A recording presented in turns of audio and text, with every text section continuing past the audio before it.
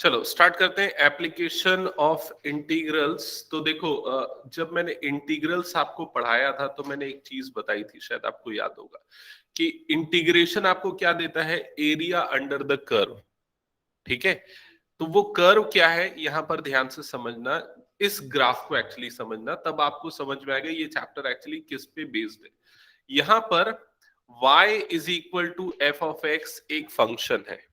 ठीक है, y एक फंक्शन है एक्चुअली x का, तो हो सकता है y is equal to x square ये फंक्शन।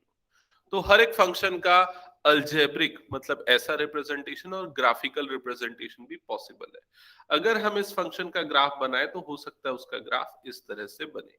समझ में आया? अगर हम इस फंक्शन को इंटीग्रेट करते हैं, y को इंटीग्रेट करते हैं over the interval a to b with respect to dx, समझ में आ रहा है? तो इसका मतलब ये हो गया आपका पॉइंट A, ये हो गया आपका पॉइंट B, और A से B तक के बीच में ये कर्व और x एक्सिस, ये हो गया x एक्सिस। इन दोनों के बीच में एक रीजन बाउंडेड है, ये एक रीजन है। समझ में आ रहा है ये चीज? इस रीजन का एरिया आपको मिलेगा इस इंटीग्रल से। समझ में आया ये चीज? तो integration a to b y dx का मतलब है area of p q r s। I hope ये क्लियर हो गया होगा आप सबको। ठीक है, अब इसका फॉर्मूला कैसे बना? रेक्टेंगल के फॉर्मूले से बना। रेक्टेंगल का फॉर्मूला होता है l into b, length into breadth. तो इसने क्या किया, इसकी लेंथ को इसने ले लिया dx और ब्रेड्थ को ले लिया इसने y। समझ में आया? तो एक छोटी सी स्ट्रिप बनी जिसकी विड्थ है dx और हाइट है y। ओके, जिससे ये फॉर्मूला बन गया y dx। लेकिन ये y into D x, length into breadth का सम होगा a से लेके b तक के सारे स्ट्रिप्स के लिए। समझ में आ रहा है? इसीलिए यहां पर integral a to b use हुआ है। क्लियर ये चीज? तो ये है बेसिकली डेफिनेट इंटीग्रल का और इस चैप्टर का बेस। ओके, अब हम स्टार्ट करते हैं आगे। अच्छा, एक और इंपॉर्टेंट चीज यहां पर देखो, आप समझना, दो तरह के क्वेश्चंस इसमें होंगे जब हम with respect to X differentiate करेंगे, sorry with respect to x integrate करेंगे। जैसे यहां आपको क्या दिख रहा है, वाई डी एक्स, तो हमने with respect to x integrate किया है। तो हमेशा आपको जो रीजन मिलेगा वो एक्स एक्सिस और कर्व के बीच में बाउंडेड रहेगा। लेकिन दूसरा पॉसिबल केस क्या हो सकता है, ये वाला केस, जब हम किसी भी फंक्शन को y के रेस्पेक्ट में इंटीग्रेट करें। जैसे कि देखो ये dy वाला पार्ट आ रहा है, तो आपको जो एरिया मिलेगा वो y एक्सिस और उस कर्व के बीच में बाउंडेड एरिया मिलेगा। समझ में आ रहा है ये चीज?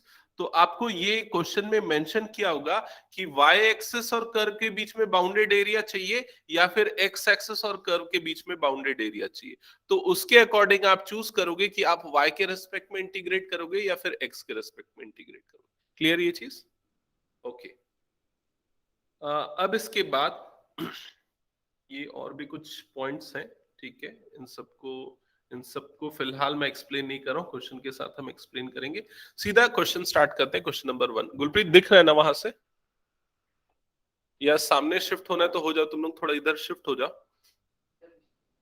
इन दोनों क्या हाइटेड है, इन दोनों को तो दिख जाएगा, तुम लोगों को दिख रहा है ना गुल, ओम और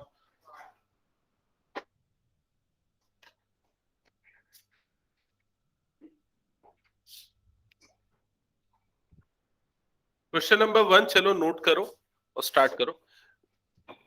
अमर तेरे को सामने बैठना तो इधर बैठ जा, हाँ इस वाली जगह पे।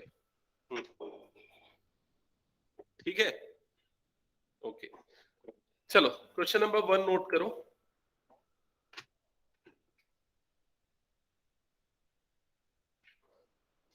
देखो, हाँ इसमें ना और कुछ प्री रिक्विजिट्स है, वो भी मैं तुम लोगों को एक बार बता दूं। हो सकता है भूल गए होंगे, क्लास 11th की चीजें क्या क्या थी उनको पहले हम जल्दी से देख लेते हैं एक बार शॉर्ट में। सर्कल, सर्कल याद है ना आप लोगों को, क्लास 11th में कोनिक सेक्शन में पढ़ा था। सर्कल की डेफिनेशन होती है, it is a set of all points which is equidistant from a fixed point. Fixed point is called centre of a circle and fixed distance is called radius of a circle. Centre का जो coordinate होता है उसको usually हम h, k से represent करते हैं, और सर्कल की जो स्टैंडर्ड इक्वेशन होती है वो x minus H whole square plus y minus के whole square is equal to क्या होती है, आर स्क्वायर होती है। क्लियर ये चीज? यहाँ एच और के सेंटर के कोऑर्डिनेट है, आर क्या है, रेडियस है। ठीक है, तो ये ध्यान में रखना। दूसरा है पैराबोला। पैराबोला की टोटल 4 अलग अलग इक्वेशन होती है फॉर द स्टैंडर्ड केस, जब उसका वर्टेक्स किस पे है, उसका वर्टेक्स है ओरिजिन पे। सबसे पहला केस होता है जब पैराबोला यू शेप्ड बनता है, ये वाला। तब इस पैराबोला की इक्वेशन क्या होती है, किसी को याद है? नहीं याद है? याद रखो, x square is equal to 4ay। y हमेशा देखो, y की पावर 1 है, मतलब पॉजिटिव y की तरफ शेप करेगा, याद रहेगा। फिर उसके बाद नेक्स्ट केस में जब ये नेगेटिव y एक्सिस की तरफ फेस कर रहा है तो क्या हो जाएगा, x square is equal to -4ay। Clear? फिर नेक्स्ट केस जब पैराबोला जो है वो सी शेप में बनेगा, तब इसकी इक्वेशन क्या होगी, y square is equal to 4ax। Clear ये चीज?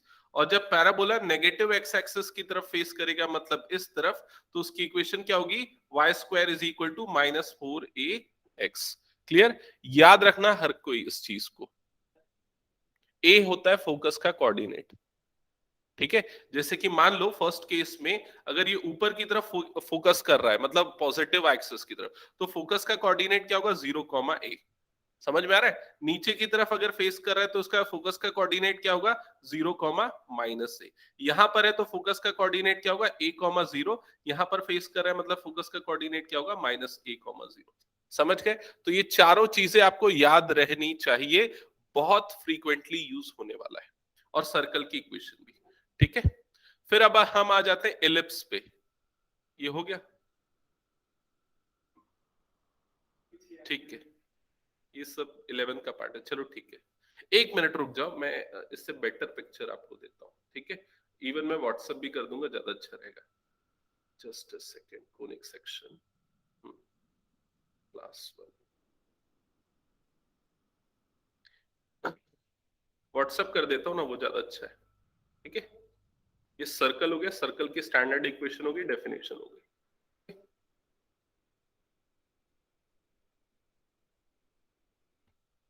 तो आप लोग अपने फोन में ओपन करके रख लो।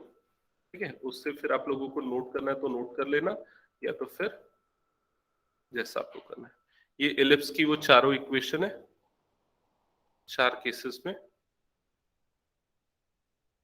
पैराबोला यूज नहीं होगा इसमें, सिर्फ ये इतने ही यूज होंगे। इसमें एलिप्स में एक पर्टिकुलर केस है, जब हमने क्लास 11 में पढ़ा था, तब ये चारों केसेस देखो, पैराबोला में वर्टेक्स किस पे, अभी ओरिजिन पे। लेकिन वर्टेक्स जरूरी नहीं है हर बार ओरिजिन पे हो, वो कहीं अगर और शिफ्ट होता है तो उस केस में x जो है x - h से रिप्लेस हो जाएगा, और y जो है y - k से रिप्लेस हो जाएगा। हालांकि ऐसे क्वेश्चन आएंगे नहीं आपके में, कुछ एक क्वेश्चन लेकिन आपको आरडी में या किसी दूसरी बुक में दिख सकते हैं, ज्यादा उन पे ध्यान मत देना एग्जाम पॉइंट ऑफ व्यू से अगर सोच रहे हो तो। ठीक है, और ये हो गया एलिप्स। तो एलिप्स की भी 2 अलग इक्वेशन होगी। एलिप्स को भी एक बार मैं यहाँ पर जल्दी से बता देता हूँ, सुन लो। ठीक है, देखो एलिप्स के भी 2 अलग केसेस हो सकते हैं। पहला केस जब एलिप्स का सेंटर जो है, सेंटर दोनों केस में हम ओरिजिन पे ले रहे हैं, लेकिन जब एलिप्स इंक्लाइंड है या उसका जो मेजर एक्सिस है, इसको बोला जाता है मेजर एक्सिस ऑफ एलिप्स। ठीक है, major axis along x axis है तो ऐसा होगा, और मेजर से एक्सिस अलोंग वाई एक्सिस है तो एलिप्स ऐसा होगा। ठीक है, ये जो 2 पॉइंट दिख रहे हैं ना, ए और बी, ए और बी को बोलते हैं वर्टेक्स ऑफ एलिप्स। क्या बोलते हैं? वर्टेक्स। और यही है मेजर एक्सिस के एंड पॉइंट्स। क्लियर ये चीज? सीडी दिख रहा है, सीडी, इसको बोला जाता है माइनर एक्सिस। क्लियर ये चीज? अच्छा, अब ए से ओ, मतलब सेंटर से वर्टेक्स का जो डिस्टेंस है उसको कंसीडर किया जाता है ए, स्मॉल ए। और ओ से बी, ये भी क्या होगा, स्मॉल ए। तो जो मेजर एक्सिस है उसकी टोटल लेंथ क्या हो जाएगी, 2a हो जाएगी। क्लियर ये चीज? फोकस से सेंटर के बीच का डिस्टेंस होता है c।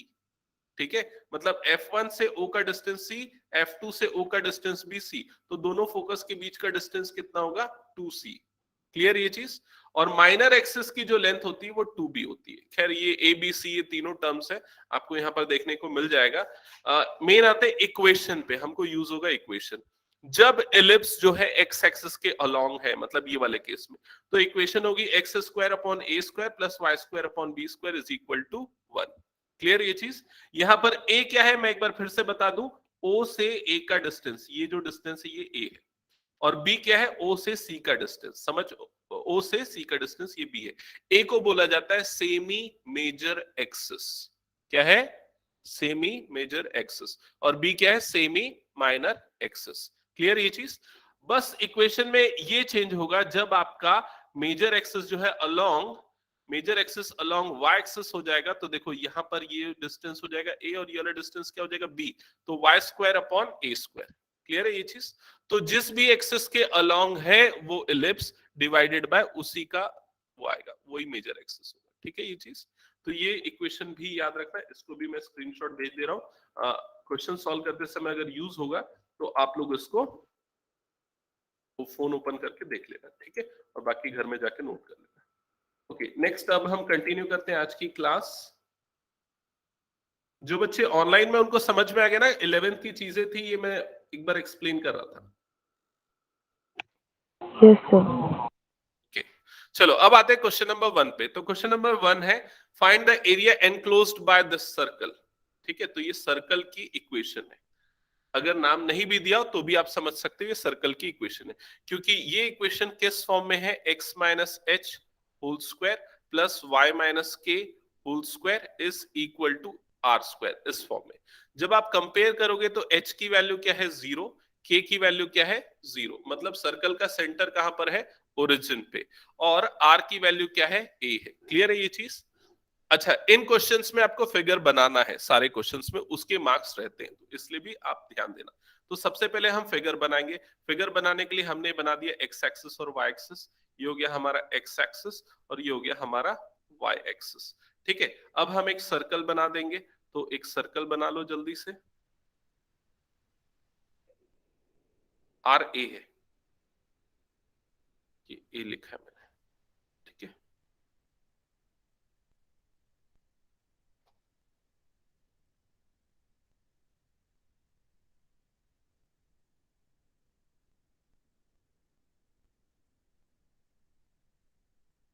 बना लिया ना आप लोगों ने? सर्कल बनाते समय ये ध्यान देना, जहां पर उसका सेंटर है वहीं पर उसका सेंटर बनाना। जैसे इस केस में ओरिजिन पे सेंटर था, हो सकता है किसी और केस में कहीं और सेंटर हो। ठीक है ये चीज? अब उसके बाद नेक्स्ट पॉइंट पे आते हैं। इसका एरिया कितना होगा ये बताओ। Area enclosed by the circle कितना होगा बताओ? पाई ए स्क्वायर, यही होगा। मतलब आपको पता है आंसर क्या आना है। ठीक है? लेकिन आपको इसको इंटीग्रल से सॉल्व करना है। तो इंटीग्रल से कैसे सॉल्व करेंगे ध्यान देना। सबसे पहले हम ये जो पूरा सर्कल है इसके एरिया को 4 पार्ट में डिवाइड कर देंगे। वो जो 4 क्वाड्रेंट्स में आ रहे हैं वो, जैसे कि ये हो गया इसका फर्स्ट पार्ट। फर्स्ट पार्ट कहां से कहां तक का है? ये वाला फर्स्ट पार्ट है। क्लियर ये चीज? ये फर्स्ट पार्ट। सेकेंड पार्ट ये हो गया सेकेंड पार्ट। ये हो गया आपका थर्ड पार्ट और ये हो गया आपका फोर्थ पार्ट। ठीक है? चारों पार्ट का एरिया क्या होगा? इक्वल होगा। मतलब आप किसी भी एक पार्ट का एरिया निकाल के उसको क्या कर सकते हो? 4 टाइम्स कर सकते हो। क्लियर ये चीज? तो यहां पर मैं एक स्टेटमेंट लिखूंगा, area enclosed by circle, area enclosed by circle is equal to 4 times area of capital R1। Capital R1 का मतलब है रीजन 1। ठीक है ये चीज? हर्षित कोई डाउट?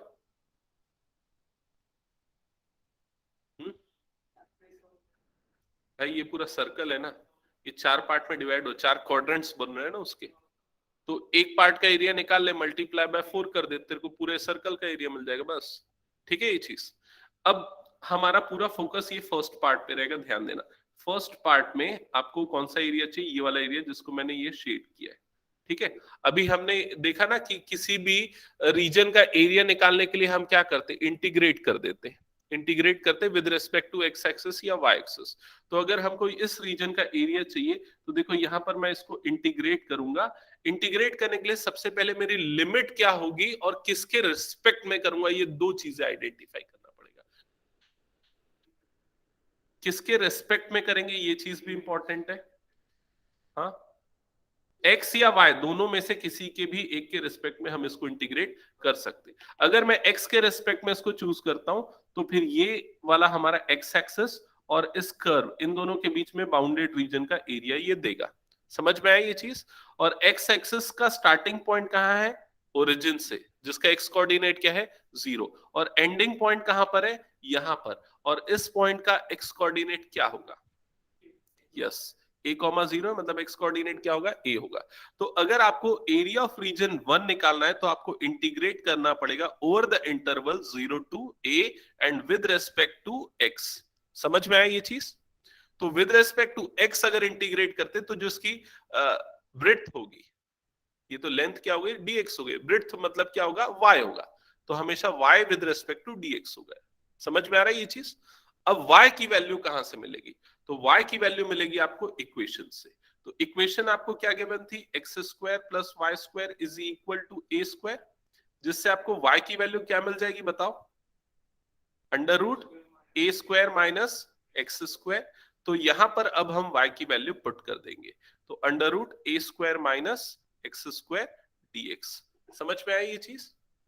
अब सिर्फ आपको ये फॉर्मूला याद रखना है इंटीग्रेशन से। इंटीग्रेशन का बस यहाँ पर यही यूज है कि आपको ये वाला फॉर्मूला जो ज्यादातर यूज होता है वो याद होना चाहिए। तो एक बार बता दो अगर किसी को याद है तो। Integration root over a square minus x square dx. नहीं याद है तो पेज पलटो और बताओ देख के। कॉपी में लिखा होगा या बुक में लिखा होगा कहीं पर? हाँ, वो साइन इनवर्स आता है, मेरे को भी याद नहीं रहता फॉर्मूला, इसलिए सिर्फ साइन इनवर्स नहीं रहता, और भी कुछ होता है।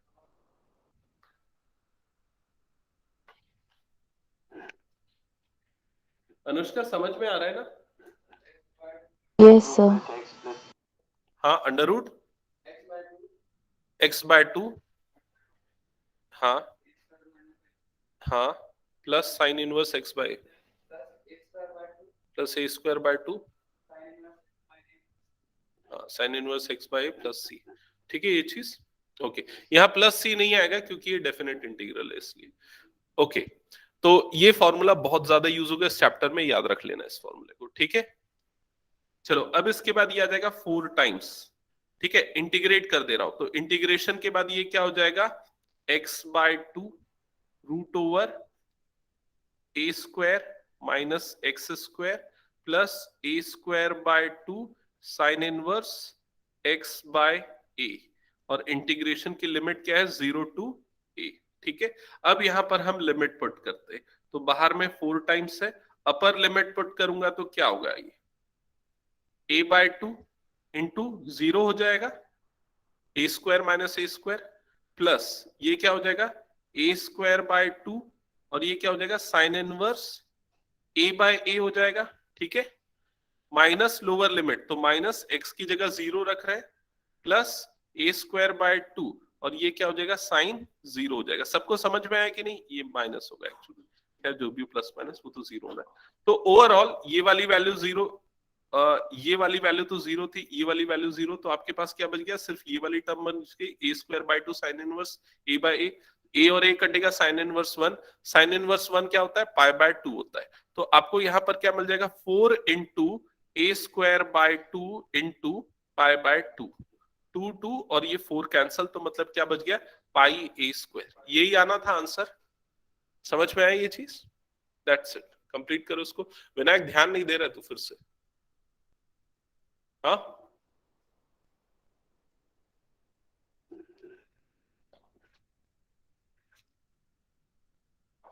रोशनी बीच में डिस्कनेक्ट हो गई थी, कुछ समझ में आया कि नहीं आया?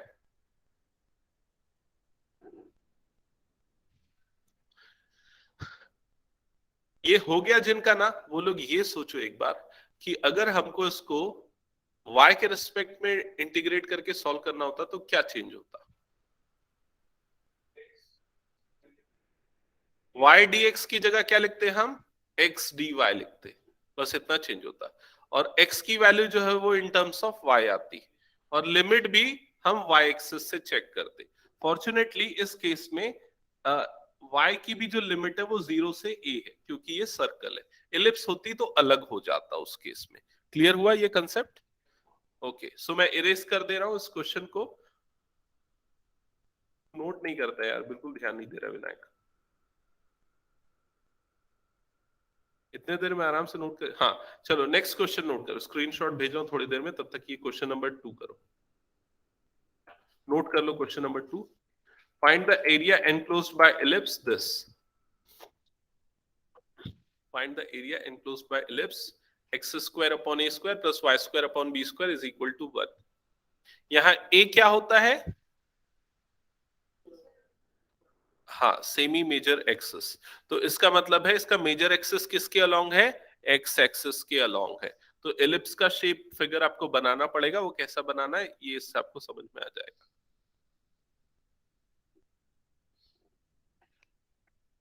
Find the area enclosed by this ellipse. हो गया? नोट डाउन कर लिया?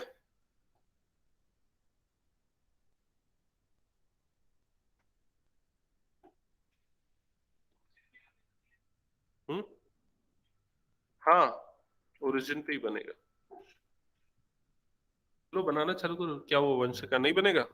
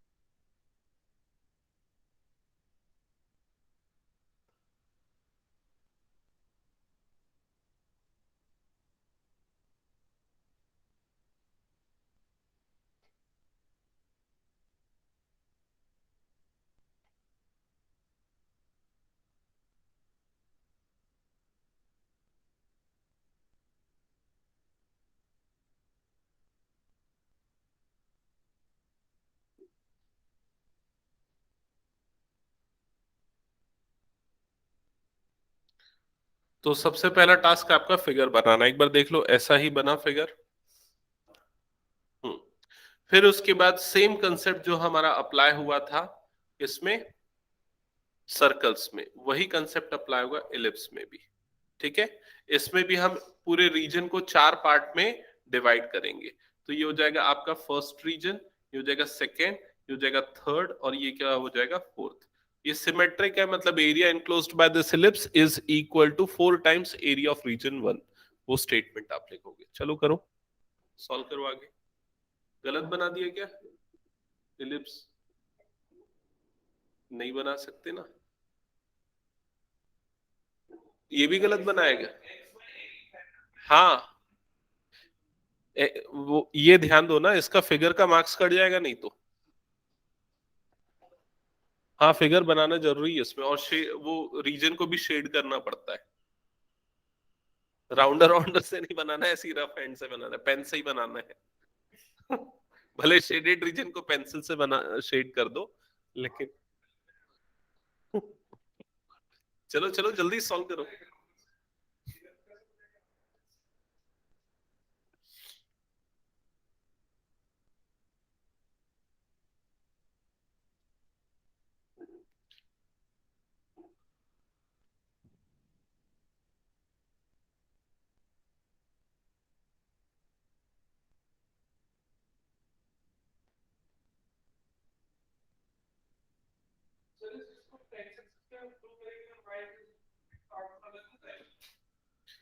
मतलब अगर फिगर यही बनाए हो और एक्स एक्सिस के रिस्पेक्ट में इंटीग्रेट करोगे और वाई एक्सिस के, नहीं, सेम आंसर आएगा।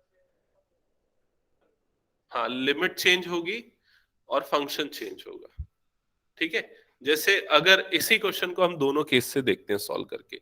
सबसे पहले यहां तक का फिगर हो गया ना, अब आप क्या लिखोगे? Area of ellipse that is equal to 4 times area of region 1। मैं शॉर्ट फॉर्म में लिख रहा हूं, आप लोग समझ जाओगे इसलिए। Area of ellipse is equal to 4 times area of region 1। ठीक है? तो 4 टाइम्स, अब रीजन 1 का एरिया मैं विद रिस्पेक्ट टू एक्स निकाल रहा हूं, मतलब ये वाली स्ट्रिप ले रहा हूं। समझ रहे हो ना ये चीज? ठीक है? तो इंटीग्रेशन क्या हो जाएगा यहाँ पर? y dx आ जाएगा। क्लियर ये चीज?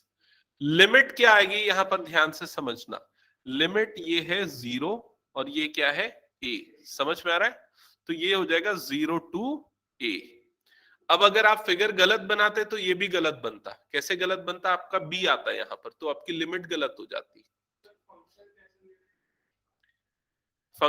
ये यहां तक समझ में आया तेरे को? यहां तक आया ना समझ में? उसके बाद वही चीज मैं बता रहा हूं, वेट कर। इसके बाद देखो फंक्शन y की वैल्यू कैसे पुट करेंगे, यहां से पुट करेंगे।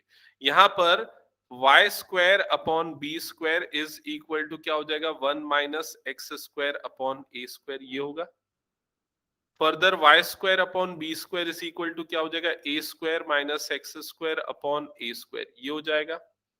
बी स्क्वायर क्रॉस मल्टीप्लाई कर तो y square is equal to b square upon a square into a square minus x square, ये हो जाएगा।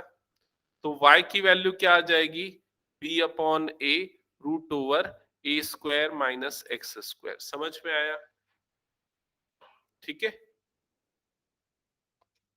आ गया? यस, हमको क्या करना है, जो भी इक्वेशन गिवन है उसमें से y की वैल्यू निकालना है और निकालने के बाद इसमें पुट कर देना, दैट्स इट।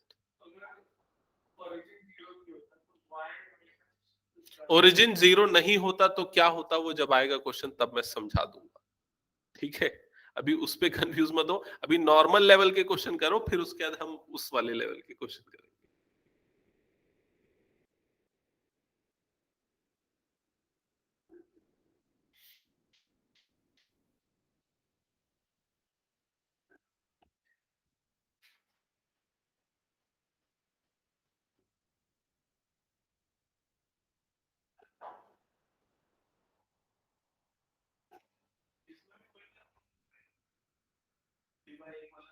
बिल्कुल, इसीलिए मैं पिछले बार याद करने बोला ना, याद रखना। हाँ, बिल्कुल आ सकते हैं, क्योंकि बी और ए दोनों कांस्टेंट। यहां तक कर लिया सबने, आगे करो सॉल्व में। ओके, सो ये वाला पार्ट मैं यहाँ हटा रहा हूँ, जो मैंने y की वैल्यू निकाली। अब देखो यहाँ पर इंटीग्रेशन स्टार्ट होगा, ठीक है। इंटीग्रेशन करने के लिए सबसे पहले हम ये b बाय ए को बाहर निकाल सकते हैं, तो ये b बाय ए बाहर आ जाएगा, तो यहाँ पर क्या बच जाएगा, 4b अपॉन ए। ठीक है, अब इंटीग्रेट होगा, तो इसका इंटीग्रेशन क्या होगा, अभी हमने देखा था, बताओ क्या था, x बाय 2 था ना, x बाय 2 था कि एक्स स्क्वायर बाय 2 था, x bye 2 root over a square minus x square, फिर क्या था, प्लस था कि प्लस था ना, प्लस ए स्क्वायर बाय 2, यही था, sign inverse x by A. Confirm करो तो सेम था क्या फॉर्मूला, 0 टू ए, सेम था फॉर्मूला। चलो ठीक है, 4b अपॉन ए, अपर लिमिट पुट करेंगे, अपर लिमिट पुट करेंगे तो क्या हो जाएगा, a बाय 2 इंटू ये हो जाएगा 0, प्लस ए स्क्वायर बाय 2, यार कुछ गलती हो रही क्या, नहीं ठीक है सही है, ए स्क्वायर बाय 2 साइन इनवर्स 1 हो जाएगा, माइनस लोअर लिमिट तो माइनस 0, माइनस यहाँ पर क्या आ जाएगा, a square by 2 sine inverse 0। यहां तक का स्टेप पूरा क्लियर हुआ। फर्दर ये हो जाएगा 4b अपॉन ए, सारी टर्म हट जाएंगी, ये हट जाएगा, ये हट जाएगा, ये हट जाएगा, क्योंकि सब जीरो हो जाएगा, सिर्फ ये बचेगा। तो साइन इनवर्स 1 की वैल्यू क्या होती है, पाई बाय 2, तो यहाँ पर बच जाएगा a square by 2 into pi by 2। ठीक है, यहाँ तक ये एक ए और ये एक ए कटेगा, 4 और ये दोनों कट जाएगा, तो क्या बचा आपके पास, ए बी पाई, ये हो जाएगा आपका आंसर। इससे आपने एलिप्स के एरिया का फॉर्मूला डिराइव कर दिया। जैसे सर्कल का एरिया पाई आर स्क्वायर होता है, एलिप्स का एरिया क्या होता है, ए बी पाई होता है। ठीक है, याद रखना, सो दैट आपको आंसर क्रॉस चेक करने में इजी जाएगा। अगर आपको major axis minus semi major axis semi minor axis given है ना, तो आप एरिया निकाल सकते हो एलिप्स का। ठीक है, सबको क्लियर हो गया ये चीज? अनुष्का, रोशनी, Yes, sir. ओके, इरेज कर दो इसको। अच्छा, इसी क्वेश्चन को दूसरे तरीके से भी बना के समझ ले क्या, विद रेस्पेक्ट टू अगर y एक्सेस करते तो क्या चेंज होता, उस प्रोसेस को भी देख लेते हैं। ठीक है, सो दैट एक पूरा क्लियर हो जाएगा कंसेप्ट, क्योंकि आगे क्वेश्चन में आने ही वाला है ना। देखो यहां पर ध्यान दो, चेंजेस कहां पर होगा, ये यहां से चेंजेस स्टार्ट हो जाएगा, ये पूरा का पूरा चेंज होगा। ठीक है, सबसे पहले 4 टाइम्स इंटीग्रेशन, यहाँ क्या जाएगा 4 टाइम्स इंटीग्रेशन y dx लेते थे ना, अब क्या लेंगे x dy लेंगे। समझ में आई ये चीज, x dy। लिमिट में भी चेंज होगा, पहले आप लिमिट किससे लेते थे, x एक्सिस को देख के लेते थे, अब लिमिट आपको किसको लेना पड़ेगा, y एक्सिस को देख के लेना पड़ेगा। तो y कोऑर्डिनेट जो है वो 0 0 से 0 b, मतलब 0 से कहां तक जा रहा है, वो b तक जा रहा है। तो अब आपकी लिमिट क्या हो जाएगी, 0 टू b हो जाएगी। समझ में आया पहला चेंज, x dy हो जाएगा, और लिमिट जो है वो y एक्सिस से आप देख के निकालोगे, ये चेंज हो गया। दूसरा चेंज ये होगा कि यहां पर अब आप x की वैल्यू निकालोगे, तो x square upon a square is equal to क्या हो जाएगा, 1 minus y square upon b square, जिससे कि x square is equal to क्या हो जाएगा, b square upon a square under bracket b square minus y square. Clear ये चीज, जिससे x की वैल्यू आ जाएगी b by a root over b square minus y square. तो ये आ जाएगी x की वैल्यू। ठीक है, अब x की वैल्यू को यहां पर पुट कर देंगे, सो क्या हो जाएगा 4 times integration 0 to b by a root over b square minus y square, और यहां पर क्या आ जाएगा dy आ जाएगा। समझ में आया ये पूरा स्टेप, अब इसके बाद इंटीग्रेट करो, आपका फाइनल आंसर मिल जाएगा। क्लियर, बाकी पूरा प्रोसेस सेम होगा। बना लोगे क्या इसको, इसमें ना एक करेक्शन है ना छोटा सा, ये a बाय बी होगा, मैंने b बाय ए लिख दिया, ए स्क्वायर अपॉन बी स्क्वायर होगा, ध्यान दो इसको। देखो यहां पर, ठीक है, समझ में आया कि नहीं, है तो ये वाला पार्ट भी क्या हो जाएगा, a बाय बी आएगा, तो वो करेक्शन रहेगा, बाकी सेम है। ठीक है, तो इसको नोट डाउन कर लो यहां तक, फिर हम नेक्स्ट क्वेश्चन स्टार्ट कर। अब क्वेश्चन आप लोग सॉल्व करना स्टार्ट करोगे, अब मैं ज्यादा देर बताऊंगा तो नींद आ जाएगी। और विनायक तो फोन को साइलेंट में कर, ठीक है, या स्विच ऑफ करो उसको।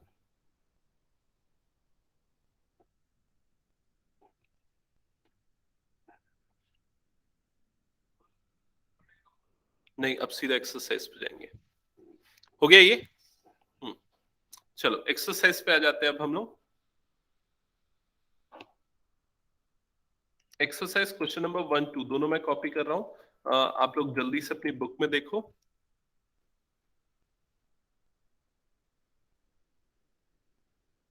क्वेश्चन नंबर 1 है, find the area of region bounded by the curve.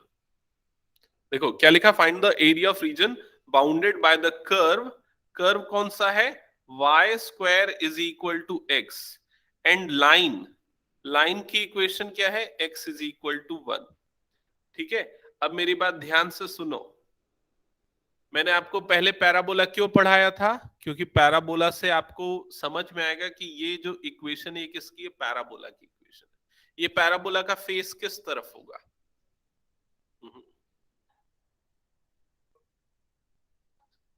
देखो किससे पता चलता है किसकी तरफ फेस होगा, किसकी पावर 1 है, तो किसकी पावर 1 है, x की पावर 1 है, तो फेस किसकी तरफ होगा, x की तरफ होगा। पॉजिटिव है कि नेगेटिव है, पॉजिटिव है, मतलब प्लस x की तरफ वो फेस करेगा। समझ में आया ये चीज, हाँ वाई स्क्वायर माइनस एक्स रहता तो माइनस एक्स की तरफ फेस करता। क्लियर ये चीज, तो जिसकी पावर 1 है उसकी तरफ फेस करेगा, पॉजिटिव है तो पॉजिटिव की तरफ, नेगेटिव है तो नेगेटिव की तरफ। हो गया क्लियर ये कंसेप्ट। अब फिगर बनाते, चलो बनाओ फिगर इसका।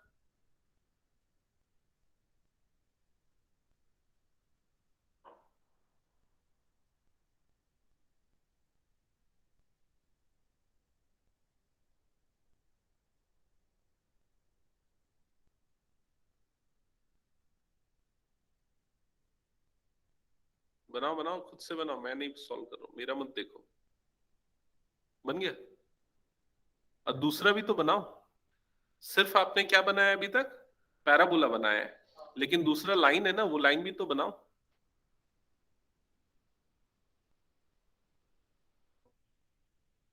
लाइन, ये कौन से लाइन की इक्वेशन है, हाँ इस लाइन को क्या बोलते हैं, x इज इक्वल टू 1 वाली लाइन को क्या बोलते हैं, वर्टिकल लाइन या हॉरिजॉन्टल लाइन, क्या बनेगी, ये वर्टिकल लाइन है, करेक्ट। तो ये वर्टिकल लाइन कैसे बनेगी, ये वर्टिकल लाइन कहां से पास होगी ये पूछना चाहिए। ये वर्टिकल लाइन पास होगी 1 से, तो ये वाली जो लाइन बनेगी ये क्या होगी, x इज इक्वल टू 1 वाली लाइन होगी। समझ में आई ये चीज, क्योंकि y एक्सिस को x इज इक्वल टू 0 भी बोलते हैं। y एक्सिस का हर एक पॉइंट का x कोऑर्डिनेट 0 होता है, वैसे इस वर्टिकल लाइन का हर एक पॉइंट क्या होगा, 1 होगा। क्लियर ये चीज, ठीक है। सो आपको क्या बोला था क्वेश्चन में, क्वेश्चन में बोला था ये कर्व और ये लाइन, इन दोनों के बीच के बाउंडेड रीजन का एरिया निकालो। तो कौन सा रीजन है बाउंडेड इन दोनों के बीच में, और भी कुछ है क्या क्वेश्चन में? अच्छा एक और लाइन है क्या, x is equal to 4, sorry sorry sorry, x is equal to 4, हाँ मैं पूरा पढ़ा नहीं था क्वेश्चन। एक और लाइन है x इज इक्वल टू 4, तो और बनेगा ना ये x इज इक्वल टू 4 वाली लाइन कैसी बनेगी, इसको आगे बढ़ा देते हैं हम इस तरह से, ठीक है। एक और वर्टिकल लाइन बना देते हैं x इज इक्वल टू 4, एक और वर्टिकल लाइन बन गई x इज इक्वल टू 4, ठीक है। अब आपको इन दोनों के बीच में बाउंडेड रीजन का एरिया चाहिए, तो कौन सा एरिया चाहिए, समझ गए ना। ये जो रीजन मैं शेड कर रहा हूं, ये रीजन का एरिया चाहिए। नीचे वाले को क्यों शेड नहीं किया, नहीं ऐसा कुछ नहीं, उसने हाँ लिखा है ना फर्स्ट क्वाड्रेंट लिखा है, इन द फर्स्ट क्वाड्रेंट, हाँ ओके क्लियर ये चीज। मैं ये बोल रहा था कि मैं क्वेश्चन को ना यहां तक पढ़ा था, एंड एक्स एक्सिस पढ़ा था, फर्स्ट क्वाड्रेंट नहीं पढ़ा था। तो इसलिए मैं बोल रहा था कि एक्स एक्सिस ये हो गया, ये कर्व हो गया, और ये दो उसकी बाउंड्री हो गई, मतलब हमको बाउंड्री आइडेंटिफाई करनी है। तो उसने अगर फर्स्ट क्वाड्रेंट नहीं भी लिखा होता तो भी हम कौन से रीजन का एरिया फाइंड आउट करते, तब भी हम इसी रीजन का एरिया फाइंड आउट करते, क्योंकि उसने ये तो मेंशन कर दिया था ना कि एक्स एक्सिस। समझ में आ रही है ये चीज, अगर वो एक्स एक्सिस मेंशन नहीं किया होता तो आप ऊपर या नीचे दोनों में से किसी का भी एरिया निकाल सकते थे। बिल्कुल हो सकता है, तो मैं बोल रहा हूं ना ऊपर या नीचे, हाँ कौन सा, एक मिनट वेट, मैं आंसर कर रहा हूं तुम लोगों को क्वेश्चन का। देखो ये रीजन 1 है, मान लो ये रीजन 1 है अभी वाला, ये रीजन 2 है, ठीक है। अगर उसने एक्स एक्सिस बोला होता तो आप 1 या 2 दोनों में से किसी भी रीजन का एरिया निकाल सकते थे और दोनों आंसर करेक्ट होते, दोनों में से किसी भी एक, यस अगर उसने एक्सिस मेंशन किया होता तो, ठीक है। लेकिन उसने फर्स्ट क्वाड्रेंट मेंशन किया तो आप स्पेसिफिकली इसी का एरिया निकालोगे, नहीं आएगा, सेम ही आएगा क्योंकि ये सिमेट्रिक है। समझ में आई ये चीज, तो शेडेड रीजन समझ में आया कैसे हमने आइडेंटिफाई किया। कुछ थोड़ा मोड़ा डाउट है तो एक दो क्वेश्चन और आगे आएगा, वो क्लियर हो जाएगा मेरे ख्याल से।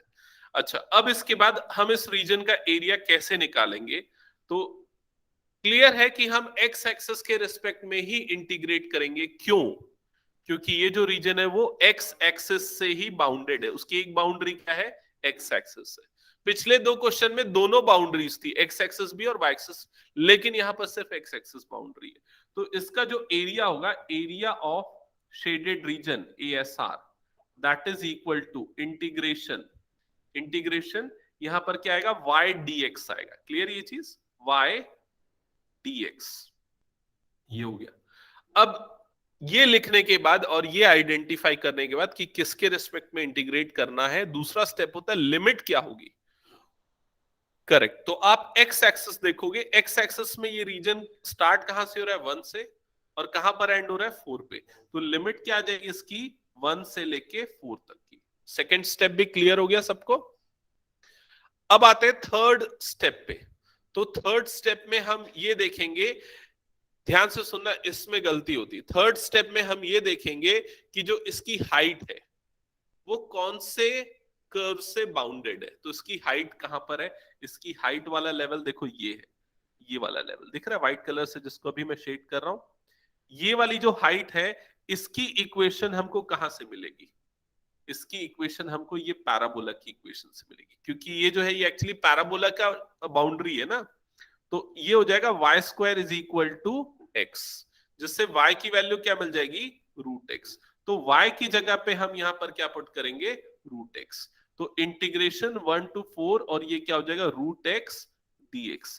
क्या ये स्टेप्स क्लियर हो गए आप लोगों को? अब उसके बाद इंटीग्रेट करना है, लिमिट पुट करना है, आंसर मिल जाएगा। सॉल्व करो आगे और फाइनल आंसर बताओ। Roshni and Anushka clear? Yes. Yes, sir. x to the power 3/2 okay. Integration की लिमिट 1 to 4 2/3 हो जाएगा ये, ठीक है। और ये हो जाएगा 4 to the power 3/2 minus 1 to the power 3/2, ठीक है। 4 को लिख सकते हैं 2 square whole to the power 3/2 minus 1, 2 2 जा 4 2 जा 8, नहीं ये अपॉन 3 है ना, 8 16/3 आ रहा है क्या, 16/3 स्क्वायर यूनिट। अमर कुछ दूसरा बोल रहा था क्या? अच्छा माइनस नहीं किया ना, 7 2 14, हाँ 14/8, यस करेक्शन। 7 8 माइनस 1 7 क्या दिया है, फर्स्ट है, ठीक है। हो गया सबका, समझ में आ गया ना? अब सेकंड क्वेश्चन एकदम पूरा कंप्लीटली खुद से ट्राई करो। तुम लोगों का भी बन गया, रोशनी और अनुष्का? Yes, sir. अच्छा इसको इरेज कर देना, स्क्रीनशॉट तो नहीं चाहिए ना विनायक? चलो क्वेश्चन 2 स्टार्ट करो। Find the region, find the area of region bounded by y square is equal to 9x, x is equal to 2, x is equal to 4। Exactly same question है।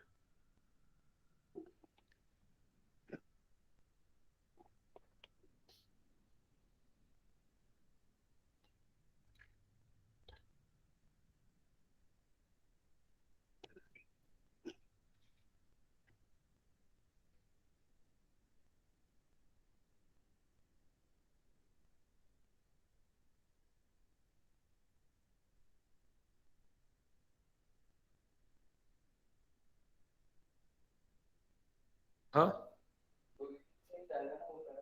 हाँ ओरिजिन सही जाएगा, लेकिन ऊपर की तरफ क्यों जाएगा भाई? क्योंकि हम्म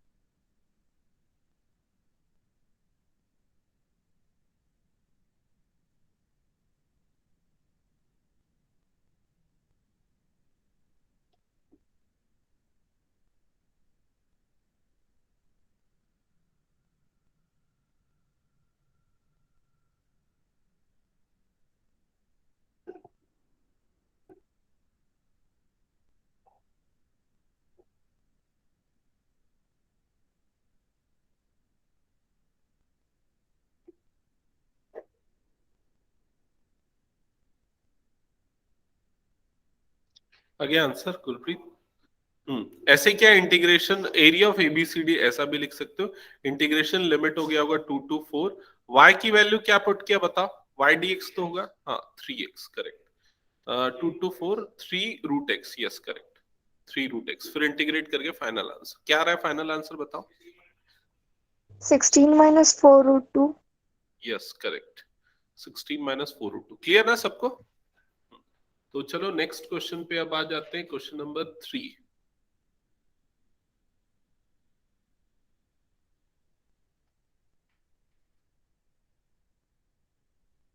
का बन गया ना क्वेश्चन नंबर 3, चलो बनाओ।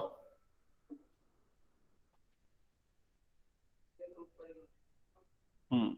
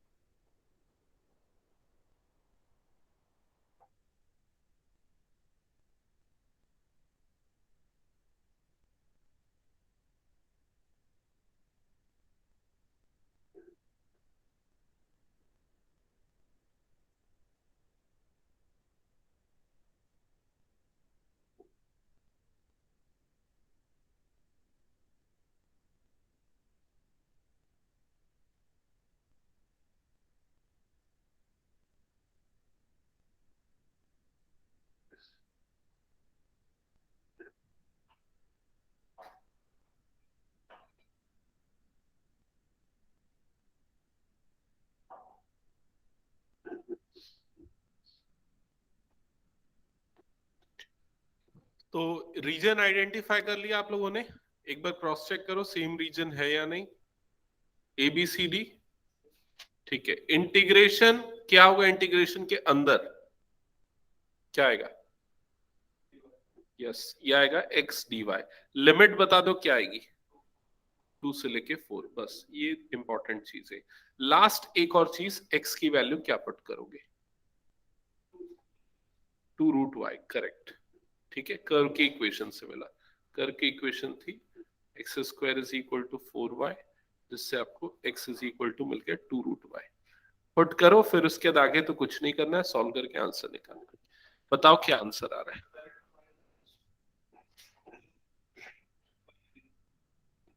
32 माइनस 8√2/3 होल अपॉन 3 है। सबका सेम आंसर आएगा? ऑनलाइन में तुम लोगों का बना, अनुष्का, रोशनी?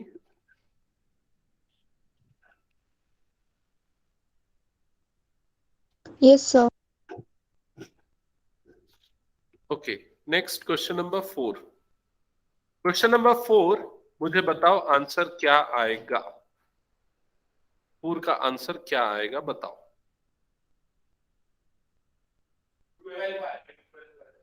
क्या आएगा? 12 पाई। कैसे पता चला? ए बी पाई हमने डिराइव किया था ना फॉर्मूला एलिप्स का। तो ए की वैल्यू क्या है यहां पर से अगर आप कंपेयर करोगे तो ए की वैल्यू 4 और बी की वैल्यू क्या है 3। तो 4 3 12, 12 पाई आंसर आएगा। डायरेक्ट नहीं कर सकते, लेकिन इसको पूरा सॉल्व करना पड़ेगा। ठीक है, देगा ना वो, आखिरी स्टेप का मार्क्स दे देगा जिसका फिगर विगर सबका काट देगा बीच का। ठीक है, मेरे ख्याल से बनाना पड़ता है 4 मार्क्स के लिए। ये पहले तो देखो, थोड़ा सा इसमें डिफिकल्ट लेवल जो है 6 मार्क्स के लिए आता था पहले, ये इजी लेवल है, तो ये 4 मार्क्स मान लो। 80 मार्क्स के पेपर के हिसाब से बोल रहा हूँ, तो तुम्हारा 40 मार्क्स का पेपर है तो 2 मार्क्स मान लो इसका। तुम लोगों का 40 मार्क्स, तुम्हारा 80 मार्क्स का है ना, तो तुम्हारे लिए 4 मार्क्स या 6 मार्क्स के लेवल। ये तो 4 मार्क्स वाले, 6 मार्क्स वाले बताऊंगा आगे आएंगे। ठीक है, तो क्वेश्चन 4 और क्वेश्चन 5 छोड़ दूं ना मैं? एक लास्ट चीज मैं बस ये पूछना चाहता हूं कि क्वेश्चन 4 में जो मेजर एक्सिस है वो किसके अलोंग होगा? एक्स के अलॉन्ग होगा, इलिप्स ऐसा बनाओगे, ये याद रखना। और क्वेश्चन 5 में इलिप्स ऐसा बनेगा, ये याद रखना। दोनों का एरिया अलग होगा क्योंकि इसमें ए और बी की वैल्यू अलग है ना। 3 2 जा 6, मतलब इसका 6 पाई होगा और इसका कितना हो जाएगा, 12 पाई होगा। नहीं, फॉर्मूला दोनों का सेम होगा। ए और बी भले ही इंटरचेंज हो गया है लेकिन ओवरऑल वैल्यू सेम है ना, क्योंकि ठीक है। आप खुद सोचो ना, अगर यही इलिप्स का ओरिएंटेशन चेंज हो जाए तो उसके एरिया में थोड़ी चेंजेस होगा। ठीक है,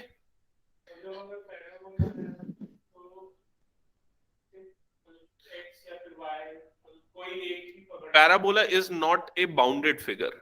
जैसे इलिप्स और सर्कल बाउंडेड फिगर है, उसकी बाउंड्रीज है, पैराबोला की बाउंड्रीज नहीं है, तो इसलिए उसके साथ में एक लाइन जरूर देगा जो उसको बाउंडेड बनाएगी।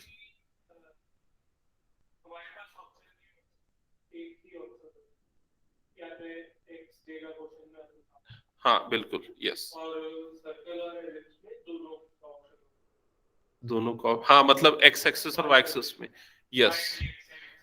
हाँ होगा, अब वो क्वेश्चन पढ़ते पढ़ते समझ में आएगा कि कैसा आएगा। ठीक है, चलो क्वेश्चन नंबर 6